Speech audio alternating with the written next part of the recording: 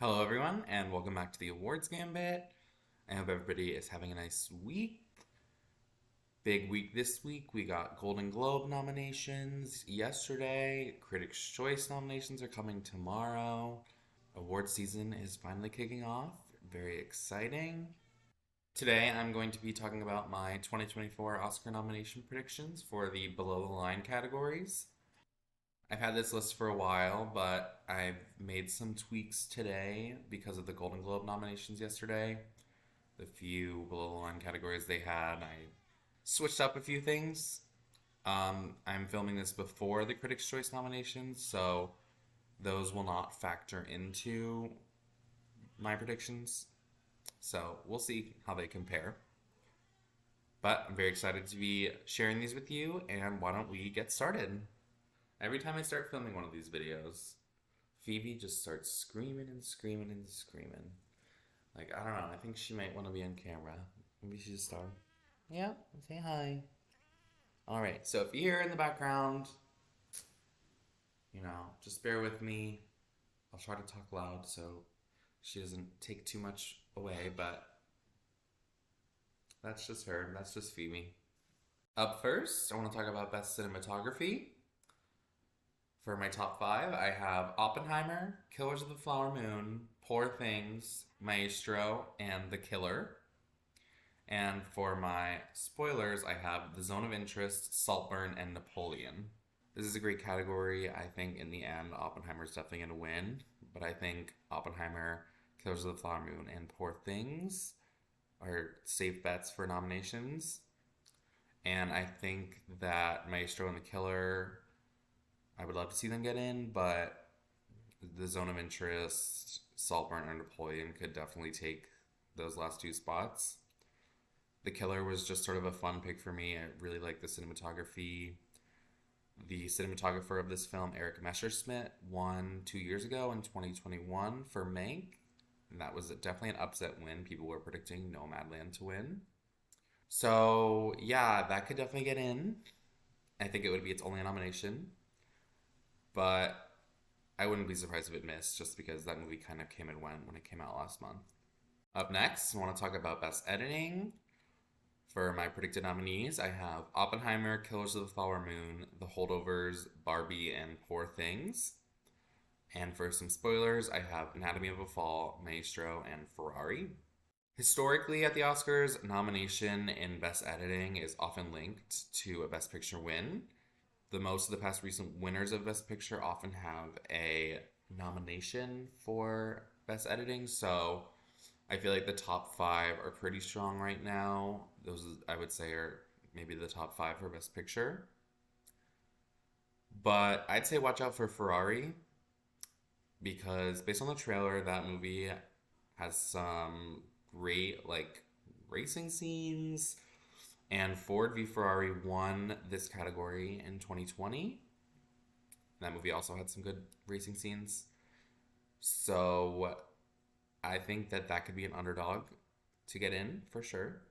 Up next, we have Best Production Design. My predicted nominees are Barbie, Poor Things, Oppenheimer, Killers of the Flower Moon, and The Color Purple. And for my spoilers, I have Wonka, Saltburn, and Napoleon. Barbie deserves this award hands down. Its production design was so good. I've talked about this before when I did my movie review of Barbie. I haven't seen Poor Things yet, so I'm interested to see that, see how that production design looks. It looks very good from the trailer. But it's definitely second place, and I think that it would be between those two. In the end, I think Barbie will take it, but we'll get to that when I do predicted winners after the nominees come out. I think they're both safe for a nomination, and so are Oppenheimer and Killers of the Flower Moon. And The Color Purple had a little bit of a setback yesterday, not getting in for Best Motion Picture, Musical, or Comedy at the Golden Globes. So, based on the trailer, it definitely looks like it has good production design, but I wouldn't be surprised if Wonka, Saltburn, or Napoleon took that last spot. Up next, we have Best Costume Design. My predicted nominees are Barbie, Poor Things, Killers of the Flower Moon, The Color Purple, and Wonka. And for my spoilers, I have Saltburn, Napoleon, and Oppenheimer. Just like for Best Production Design, I think this race is going to be between Barbie and Poor Things. I think this race is closer than production design between the two of them. Barbie has incredible costumes, so many of them throughout the whole movie, very colorful, very flashy. And I would love to see that win in the end, but I do think Poor Things is going to put up a good fight. Like I said, I haven't seen it yet, but from the trailer, we see some quite elegant and eclectic, beautiful, amazing costumes. And so, yeah, that'll be a good race. I think that Killers of the Flower Moon and The Color Purple are pretty safe for spots. And I think Wonka will get in based on the trailer that has really good costumes. But I ultimately think Wonka could miss out to Saltburn, Napoleon, or Oppenheimer. Oppenheimer doesn't really have much really special or costume design that really stands out, in my opinion. But because it's like the Best Picture frontrunner and it's going to have over 10 nominations, most likely, I think that it could just get in any category. Kind of like The Irishman and Joker got in for Best Costume Design in 2020. Up next, we're going to talk about Best Makeup and Hairstyling. My predicted nominees are Maestro, Barbie, Poor Things, Golda, and The Color Purple. And my spoilers are Oppenheimer, Guardians of the Galaxy Volume 3, and Killers of the Flower Moon. I think Maestro is definitely going to win this category. I think it's going to sweep all the televised awards. We know that the Oscars love their biopic transformations in this category. And boy, does Bradley Cooper transform into Leonard Bernstein. I was skeptical about putting Golda in here because I feel like nobody really saw it when it came out. Definitely came and went. I feel like there were some controversies around it. But that is a transformative role that Helen Mirren plays. A lot of prosthetics. And I wasn't sure what else to put for this category. So I went with Golda. I think it could easily miss to something like Oppenheimer, Killers of the Flower Moon. Like I said, in Best Costume Design, because they're getting so many other nominations, it could just get sort of checked off in this category too. Or it could lose to Guardians of the Galaxy Volume 3, that has definitely a lot of makeup and hairstyling. But I definitely wouldn't sleep on Golda getting in this category. It was just like a fun and different pick for me to put in. For Best Sound, I have Oppenheimer, Killers of the Flower Moon, Maestro, The Color Purple, and Ferrari. And for my spoilers, I have Napoleon, The Killer, and The Zone of Interest. I think Oppenheimer is absolutely taking this category.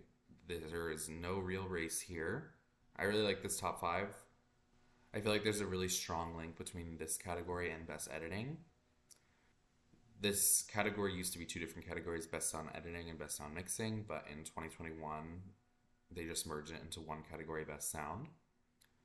And I feel like in the last 10 years, the winner of Best Editing has won at least one of the Sound Awards, maybe like 8 times or 9 times out of 10. So there's definitely a strong link. Last year, they weren't linked. Top Gun Maverick won Sound, and Everything Everywhere All at Once won Editing. But in general, there is a link. So I think Oppenheimer is definitely going to win both this year. Yeah, I definitely think Ferrari is going to get in. I really like this top 5. But it's still early, so who knows? Things could definitely change.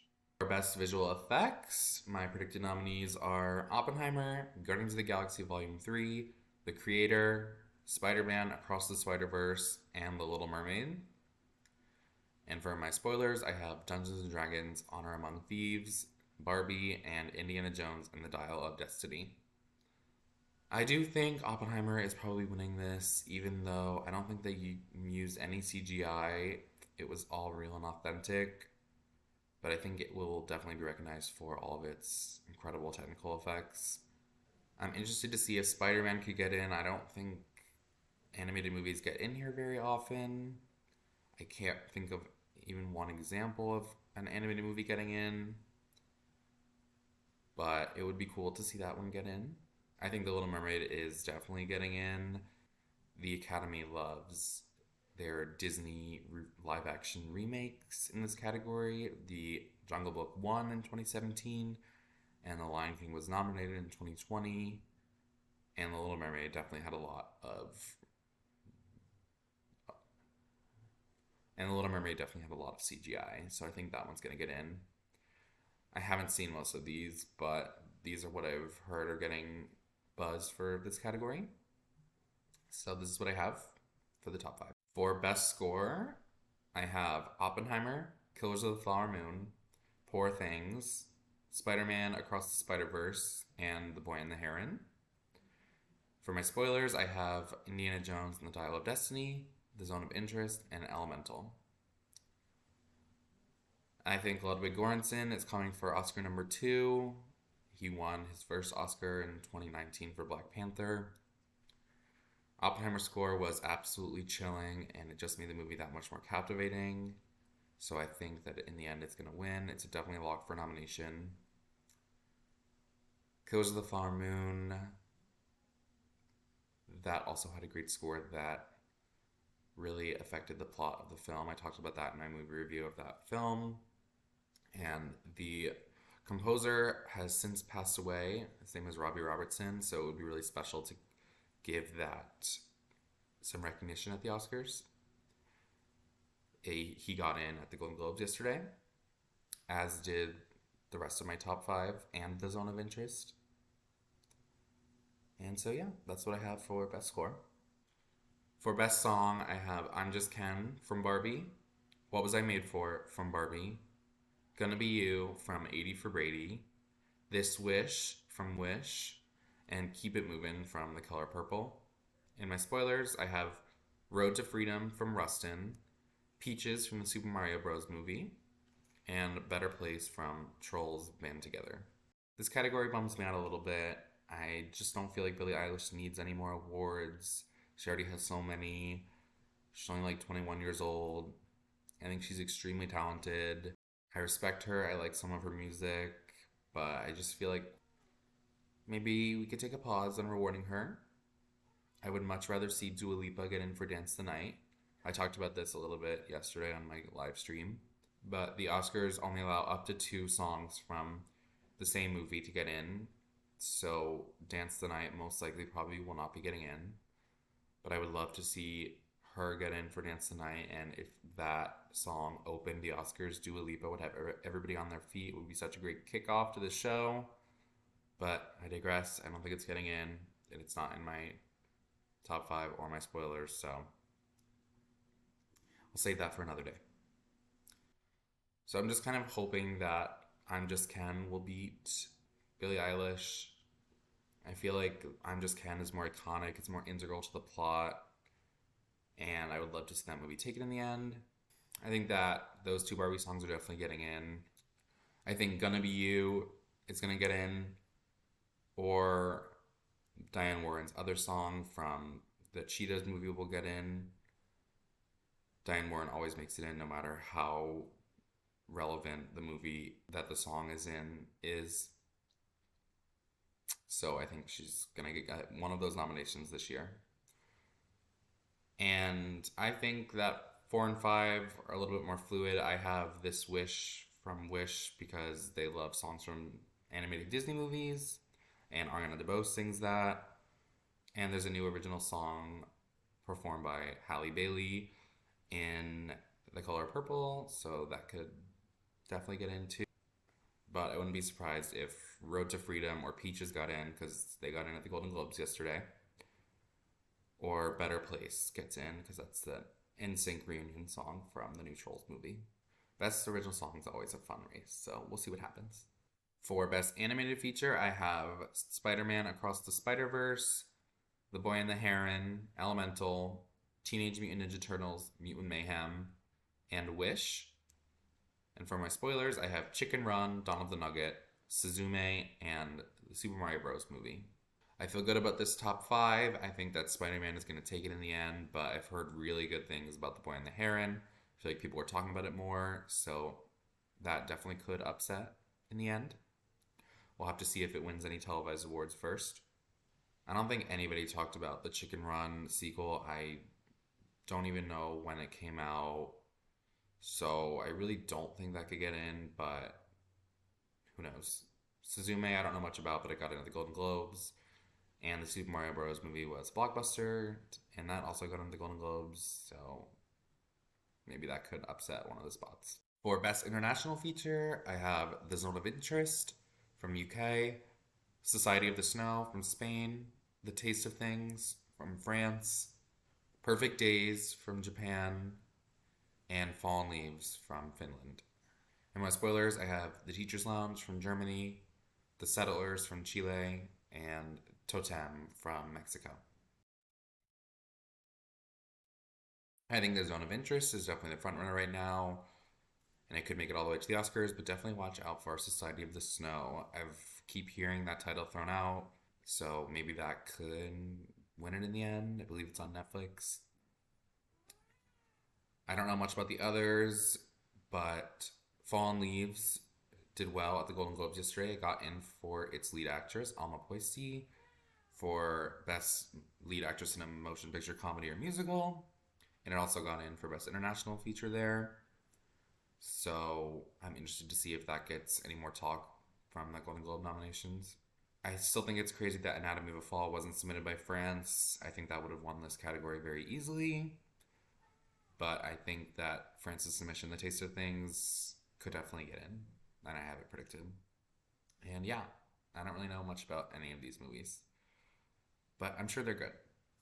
And for my last category, I have Best Documentary Feature. My predictions are American Symphony, 20 Days in Mariupol, Little Richard, I Am Everything, The Mission, and Still, a Michael J. Fox movie. And in my spoilers, I have They Shot the Piano Player, Kokomo City, and Beyond Utopia. Again, I don't know much about this movie, but American Symphony is about Jon Batiste.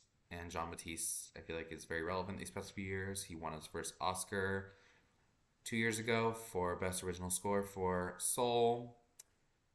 He has since won many Grammys, and I think that's going to be on Netflix, so I think that's the front runner right now. But 20 Days in Mariupol is very relevant because of the war in Ukraine. Last year, the documentary feature winner was Navalny, which was also about Ukraine and Russia. And so maybe that one being a more relevant movie might start winning televised awards. Who knows? I haven't seen any of these, so we'll see. And I just included Michael J. Fox movie in here because he's such a beloved figure. It's quite sad how his Parkinson's disease is just getting worse and worse, and he doesn't have all the time in the world left, so I feel like maybe the Academy would like to honor him by giving him a nomination here. And the same goes with the Little Richard documentary. The Oscars might want to honor the late star. But yeah, I don't know much about this category. I'm just going based on what I've heard, so we'll see what happens. So that concludes my predictions for the 2024 Oscar nominations for below the line categories. Let me know in the comments if you have any different takes. I'd love to hear all of your opinions on these categories. Thank you guys so much for watching. I really appreciate it. Don't forget to like, comment, subscribe. Email listener questions to awardsgambit@gmail.com. I'd be happy to answer any of your award season questions or any questions you might have. Stay tuned for more predictions. We got the Critics' Choice nominees tomorrow. And yeah, very exciting. I'm so excited to see more movies, do more movie reviews for you guys. Definitely keep an eye out for all my shorts. Give them a like, comment. I really appreciate it. And yeah, I hope you guys have a great rest of your week. And I will see you next time on the Awards Gambit.